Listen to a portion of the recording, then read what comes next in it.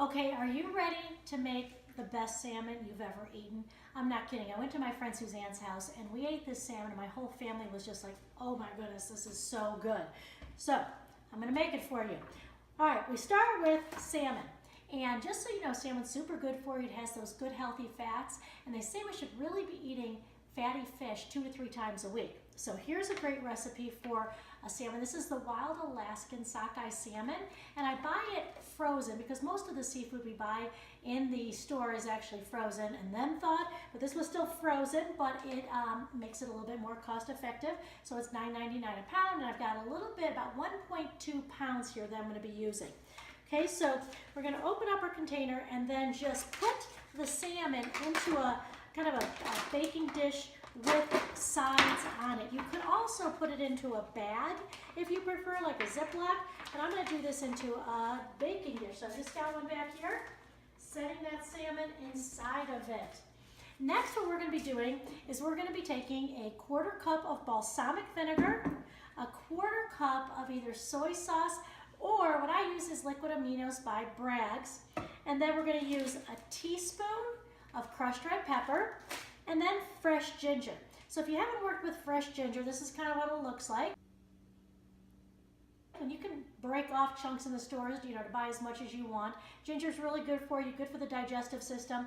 And the first thing you'll want to do is to peel the kind of skin off the side there.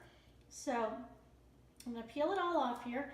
Then I'm going to take, now can you see how it looks a little bit hairy? It's kind of funny because sometimes when I use ginger, my kids think I got hair in their food. Not that I've never had hair in their food. But what I like to do is to cut it into kind of thin pieces to kind of make it so that there isn't long pieces that look like hair. It's kind of funny in my house. My one son, Neil, is the one who gets most grossed out by hair in his food, and I'm not kidding. He's the only one who ever gets hair in his food. Okay, so see, I'm now just cutting this up into little pieces, and I'm going to get 1 tablespoon. Okay? Put a little pause there, and I want you to come over here with me. Today, Tuesdays in Evergreen, Colorado, are Farmers Markets Day, and I try not to miss it. And here's what I bought today. You won't believe it. Look at all this. So I've got some beets here, which I'm going to juice, and I'm also going to do a beet and balsamic red onion and goat cheese salad. These tomatoes, telling ya, they taste better than any candy I've ever tasted. So fresh and good. I'm going to be making some pickles out of these cute, who wouldn't want to eat something that looks like that? Cute little cucumbers. These yellow beans, I'm just going to pluck the ends of them and then steam them and add a little bit of olive oil and salt. I've got zucchini here and yellow squash and some peppers, which I'll dice into bite-sized pieces and cook up with some olive oil and some fresh oregano and salt and pepper. Tomatoes like this, I like to do a tomato basil mozzarella, kind of a caprese salad. I'll probably throw some of my mushrooms into the dish as well. Cucumber, great. Peel it, slice it real thin, mix it with yogurt, dill, minced garlic, and a little bit of salt. Makes an amazing cucumber salad. Okay, so I'll be back to show you more with the salmon later.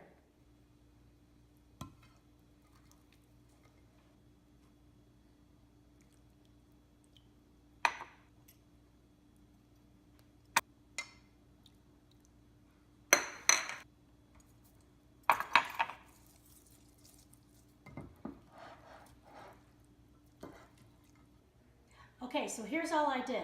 I had put the fish, I actually got a different pan because I really wanted to be close in on the fish so that the marinade really stays in contact with the fish. So initially, I put it in here. As I mentioned the ingredients, I put on top of it the liquid aminos or soy sauce, the balsamic vinegar, the crushed red pepper, and the cut up ginger. Once it was all on, I flipped it down so now that the skin side is up and it's really absorbing in all that great marinade. And I'm going to let it sit for about 45, 50 minutes, and then I'll turn the grill on while this sits for about another 10. So marinate your fish for about an hour, longer is okay too, and then we'll get the grill going and we'll come back and show you more in a bit. Okay, now I'm going to make the sauce that goes over the top of the salmon after we've cooked it. So right here I have 1 red pepper. When I do red peppers, I just put them right down the center. You can see this, you grab in there and just kind of rip off that little part there, the stem. Like that. I've already washed the outside of it, and then I kind of peel off the white stuff in the inside here. And if you want, you can rinse out the inside if it's one that has a lot of seeds. This doesn't have too many seeds, so I'm just going to go ahead and we're going to cut these first. You can see you can do this pretty quick. Just cut it into strips. Doesn't have to be perfect, right? And then we turn it and cut it this way. And you want it all into just nice diced up little pieces so that it just can spread well over the salmon.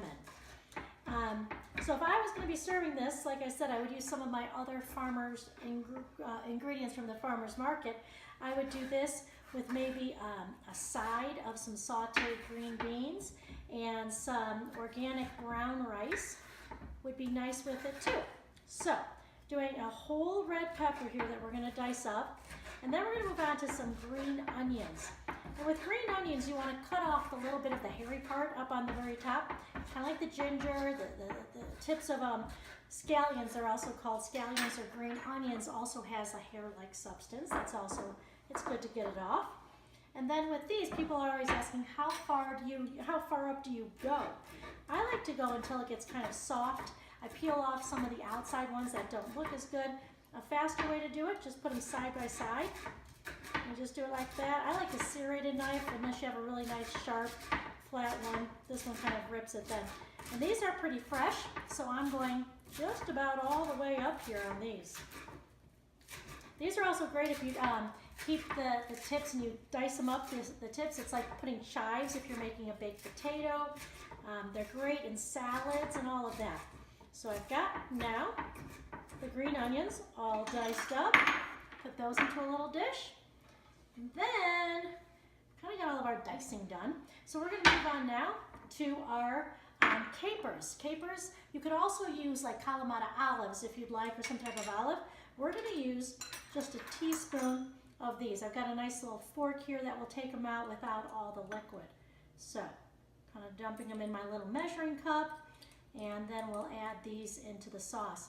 The sauce, kind of like the fish, it's great to let it sit for a while. The flavors really kind of blend in and permeate the entire sauce when you let it sit for a while. So I've got that teaspoon right there, and then I'm going to take now and I'm going to add a tablespoon of olive oil and a tablespoon of balsamic, and then some salt and pepper, and I'll show it to you when I've got it all put together.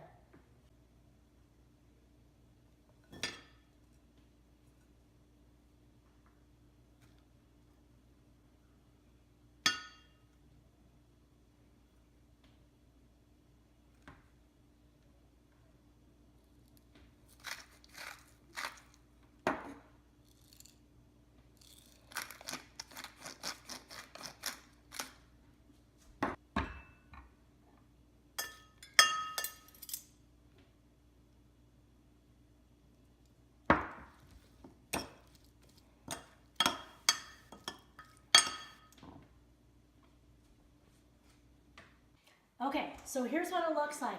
I put all of those ingredients into the bowl, but what I forgot to say is I also used 2 tablespoons of diced up fresh herbs. I did a mixture of some basil, cilantro, and oregano. You could do all basil, whatever. So here it is, and I added 2 tablespoons of olive oil and 2 tablespoons of vinegar. I'm going to let this sit for a while, and then when we go to cook the salmon, I'm going to put the salmon down in some foil, cover it with these peppers and onions in the sauce, and then seal it up. And I'll show that to you in just a little bit. Okay, so this is exciting. We got the salmon that's been marinating now for just a little over an hour, and I'm going to put that in some heavy duty foil. It's got some great red pepper flakes and ginger and all of that on it. And I'm going to pour a little bit more of that marinade over the top, and just let it soak in there. Then I'm going to take the sauce, and I'm going to spoon it out on top of the salmon here. And so you can cook this in your oven, or you can cook it on the grill. Either way, I suggest that you cook it sealed for about half the time, and then open it up for the other half. I might even try broiling this a little bit at the end. I'll let you know. Okay, so I'm putting the sauce all over on the top, and then I'm going to seal it in. Okay, so here we go. Just dump it all over there. And the peppers will soften. The flavors will just kind of infuse into everything. So then I take this, close it up, and make a nice little pot pouch and seal it closed. Okay, so I'll put that in and we'll show it to you when it's all done.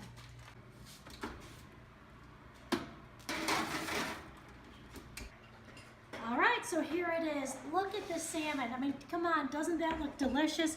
All right, so I cooked it in a preheated oven at 350 degrees, sealed up the foil, cooked it like that for 10 minutes. Then I opened it up all the way and I broiled it just to really get those vegetables to soften up. Now again, I would serve it with some sauteed green beans, would look pretty even to put those all around there, and maybe a side of some organic brown rice, and what a meal you have. Hope you enjoy it. Wish you could be here to eat it with me.